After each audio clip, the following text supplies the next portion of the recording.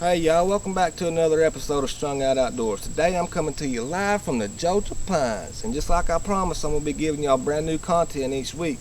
But looking at the forecast for the week, I ain't going to get to do what I originally wanted to do. So, being in a bind, I'm going to give y'all 2 cheap tricks for all y'all balling on the budget.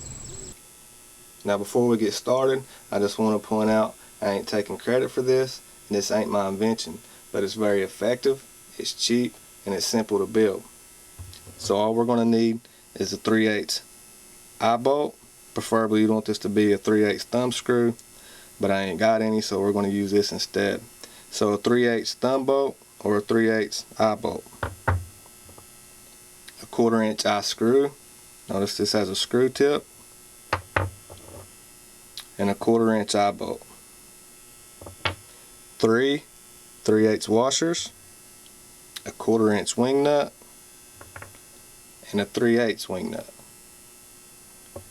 Now it's important that we use wing nuts and eye bolts or thumb screws to remain toolless in the field. So if we're out in the field and we had this assembled and we're using regular nuts and bolts, we're going to need tools to tighten this down and loosen it effectively. Whereas this allows us to remain toolless. So we can tighten and loosen this with our fingers very effectively. So make sure you get wing nuts and eye bolts or thumb screws. Now to assemble this, take your 3/8 thumb bolt, or in this case 3/8 eye bolt, slip your washer on. Take your 1/4" eye screw and slip it on. Take your second washer, and then your 1/4" eye bolt, and then our last washer. Then take your 3/8 wing nut, thread it onto your 3/8 thumb bolt or eye bolt, whichever you have. Thread it down all the way, and then take your 1/4" eye bolt and your 1/4" wing nut and turn your wing nut upside down and thread it on to your 1/4" eye bolt. Now I hope that y'all understand when I'm talking about 3/8 and 1/4". I'm not talking about length, I'm talking about thread size. Ideally you'd want your thumb bolt or your eye screw to be 2 inches in length, so you have less thread to deal with, but you would want your 1/4" eye screw to be about 4 or 5 inches long. That way you have more thread to thread into the tree, and if it's too short, you're not going to get it in tight enough and your camera's going to be forced at a downward angle. And I'll show you all that out in the field. But that's it. It should look like that when you're done. It's that simple. Now I'd recommend painting these, that way the deer can't see anything shiny sticking out in the woods. You can use whatever color you want. Black, brown, green, gray. Just make sure it's not a gloss paint and it's flat. And put a thin layer on, that way you can thread everything back up. Now all you're going to do is take your eye screw, push it in against the tree, screw it in. You might need to use a little elbow grease, some body weight. Just turn it in like that. Righty-tighty for those that don't know. Now you don't want to screw your eye screw in all the way, and I'll show you why here in just a second. Make sure it's firm though. You don't want no movement in it.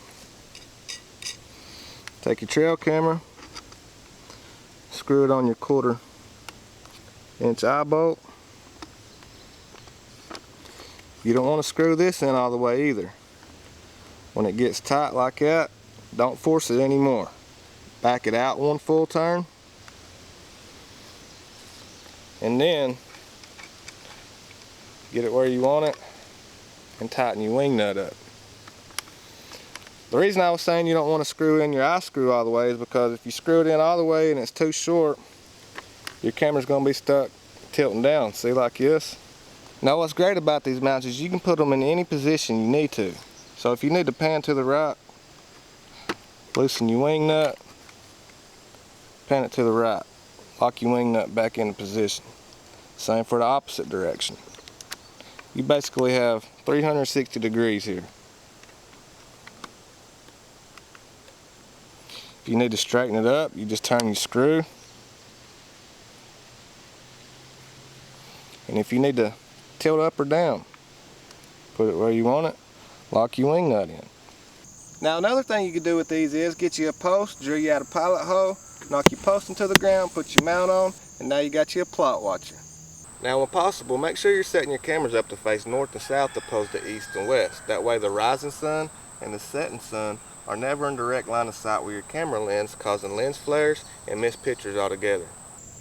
Now if you're like me and you're out in the woods all the time, you're going to want to invest in a couple of backpacks if you ain't already. I got one for every occasion, whether it be for my hunting gear, my recording equipment, or when I'm out doing stuff like this, checking trail cameras. You can keep extra cameras in there, batteries, memory cards, straps, mounts, water, and you never know when you're going to need a drill and some peanut butter. Now you need to get down on a deer's level for this. Take your peanut butter lid, turn it inside out, about waist high.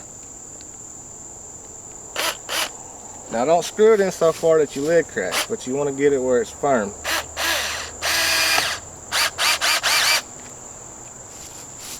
Take your peanut butter, screw it on. Now we're going to cut the bottom of this off so it's stuck to the tree and the deer have access to the peanut butter. Now before we do any cutting, I want to put on some safety equipment. Safety first, right?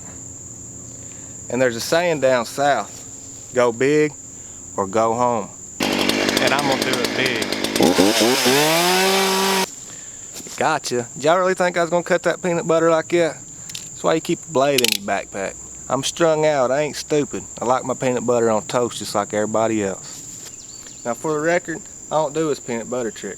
I ain't got no need to. I got food plots and feeders, but this is a great way to draw deer into a camera trap if you're in a real tight bind. On the other hand, I do use these camera mounts. They're cheap, easy to make, and they're effective. You can probably build 5 of them for the price you can buy one at a store.